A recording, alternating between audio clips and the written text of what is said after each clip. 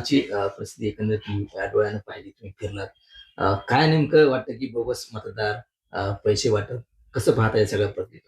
नाही, किती मोठ्या प्रमाणात निवडणुकीमध्ये पैशांचा महापूर आणून आणि बोगस मतदान करून महायुतीचे लोकं निवडणूक जिंकण्यासाठी आटापिटा करतायत. तो सगळा त्यांचा आटापिटा हा कालच्या सगळ्या प्रकारामध्ये लक्षात आला. अनेक ठिकाणी हे प्रकार झाले. बुलढाणा नगरपालिकेतही या निवडणुकीतही हे झालंय आणि या सगळ्यांवरून एक मात्र निश्चित झालंय, मतदारांनाही हे पटलंय, की विधानसभेच्या निवडणुकीमध्येही अशाच प्रकारे पैशाचा महापूर आणून, कुठे दंडेलशाही करून आणि काही ठिकाणी बोगस मतदान करून यांनी ही निवडणूक विधानसभेची जिंकली. आताही तो केविलवाणा प्रयत्न हा महायुतीच्या लोकांचा झालेला आहे. म्हणजे व्हिडिओ व्हायरल होतात मतदान केंद्रावरती. त्याच्यामध्ये आमदाराचा मुलगा असेल किंवा पुतणी असेल किंवा काही कार्यकर्ते असतील, हे सगळे बोगस मतदार जे आहेत त्यांना मतदान करून घेण्यासाठी भाग पाडत असल्याचं दिसतंय. काय वाटतं तुम्हाला, की खरंच त्यांचा सपोर्ट या सगळ्या प्रकाराला आहे? नाही, हे त्यांची मूळची प्रवृत्ती आहे. त्याच्यामुळे ती प्रवृत्ती कालच्या व्हिडिओच्या माध्यमातून जगासमोर आली. ते एक बरं झालंय त्या निमित्ताने. आजवर केवळ आम्ही विरोधी पक्षातली लोकं सांगत होतो, पण त्यावर विश्वास ठेवायला बऱ्याच लोकांना जड जायचं. परंतु कालच्या प्रकारानंतर ते जग जाहीर झालेलं आहे, की अशा प्रकारे या ठिकाणी बुलढाणा विधानसभेमध्येही केवळ 841 मतांनी जो काही निसटता विजय शिंदे गटाच्या उमेदवाराचा झालाय, तो या सगळ्या दंडेलशाही, बोगस मतदान आणि पैशाचा महापूर याच जोरावर झालेला आहे. कालही जे काही प्रकार दिसला तो पायाखालची वाळू त्यांच्या सरकली आहे. त्यांच्या लक्षात आलंय, की आता कदाचित जनता आपल्याला साथ देणार नाही आणि म्हणून त्या भीतीपोटी आणि त्या सगळ्या हा जो काही प्रकार झाला तो त्या भीतीपोटी झाला आणि त्यामध्ये जर स्वतः आमदार पुत्र पोलिसांचा हात धरून त्यांना मागे ओढतात आणि बोगस मतदाराला पळून जाण्यासाठी मदत करतात, हे सरळ-सरळ दिसतंय. त्या विरोधामध्ये आम्ही आवाज उठवला, सगळ्याच लोकांनी आवाज उठवला आणि जेव्हा जेव्हा आम्ही माननीय जिल्हा पोलीस अधीक्षकांना त्या संदर्भामध्ये सगळ्यांनीच मागणी केली, की याच्यावर गुन्हा दाखल झाला पाहिजे. केवळ आमदार आहेत किंवा आमदार पुत्र आहेत किंवा सत्ताधारी पक्षाचे आहेत म्हणून त्यांना सोडून देऊन चालणार नाही. गुन्हा गुन्हा आहे. त्यावेळी कुठे गुन्हा दाखल झाला. परंतु केवळ गुन्हा दाखल होऊन फायदा नाही. त्याच्यात निश्चितपणे कारवाई झाली पाहिजे. बोगस मतदारही आयडेंटिफाय झाला पाहिजे. त्याच्यावरही कारवाई झाली पाहिजे आणि हा सगळा जो काही प्रकार घडलेला आहे, निश्चितच जोपर्यंत तुम्हाला सत्ताधारी पक्षाची किंवा सत्तेतल्या लोकांची मदत राहत नाही, त्याशिवाय तुम्ही हे करायला धजावू शकत नाही. याच्यामध्ये त्यांचाही हस्तक्षेप आहे म्हणून हे सगळं घडलं. म्हणाल तुम्ही?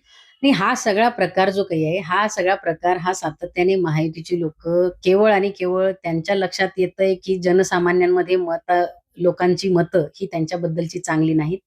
लोकं नाराज आहेत. मतदार हा सातत्याने म्हणजे विधानसभा निवडणुकीच्या निकालानंतरही जे महाराष्ट्रात म्हणतो आपण स्मशान शांतता होती, की मतदाराला विश्वास नव्हता, की आपण मतदान तर महाविकास आघाडीला दिलंय, महायुतीची लोकं कशी निवडून आली.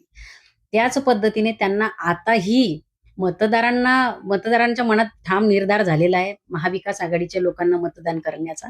पण महायुतीचे जे लोक आहेत त्यांच्या मनामध्ये मात्र ती शंका आहे, की आपण निवडून येऊ शकणार नाही आणि म्हणून त्या सगळ्या भीतीपोटी आणि कोणत्याही पद्धतीने सत्ता मिळवायची, नगरपालिका हे शेवटी त्यांच्यासाठी कुरण झालेलं आहे. फार मोठं भ्रष्टाचाराचं ते कुरण आहे. या ठिकाणी विशेषतः बुलढाणा नगर परिषदेमध्ये तर मोठ्या प्रमाणात भ्रष्टाचार मागच्या काही काळामध्ये झालेला आहे आणि आता जर आपल्या हातून ती सोन्याचं अंड देणारी कोंबडी अशा प्रकारे म्हणता येईल त्या बुलढाणा नगरपालिकेला, ही जर हातची निसटली, तर मग करायचं काय? हा कदाचित प्रश्न डोळ्यासमोर असल्यामुळे त्या सगळ्या ह्याच्यातून अ, हा प्रकार त्यांनी केलेला असेल, हेही नाकारता येत नाही. आम्ही त्यामुळेच महाविकास आघाडीने बुलढाणा नगरपालिका निवडणूक लढवत असताना भयमुक्त आणि भ्रष्टाचारमुक्त बुलढाणा शहरासाठी ही एक टॅगलाईन घेऊन आम्ही या निवडणुकीला सामोरं गेलो. राज्यामध्ये नगराध्यक्ष पदाची 200 पेक्षा जागा आमच्या येतील असा दावा त्यांनी केलाय.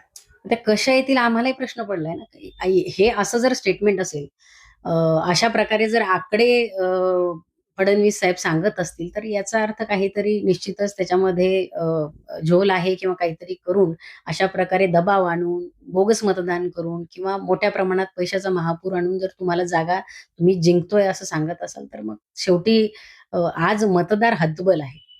मतदाराच्या हातामध्ये आज काही नाही आणि हे सगळं आमच्या याआधी लक्षात आलंय म्हणून आम्ही सातत्याने महाविकास आघाडीने किंवा शिवसेना उद्धव बाळासाहेब ठाकरे पक्षाने यापूर्वीही मागणी केलेली आहे, की आधी मतदार याद्यांमधला घोळ संपवा, मतदार याद्या दुरुस्त करा आणि मग निवडणुका घ्या.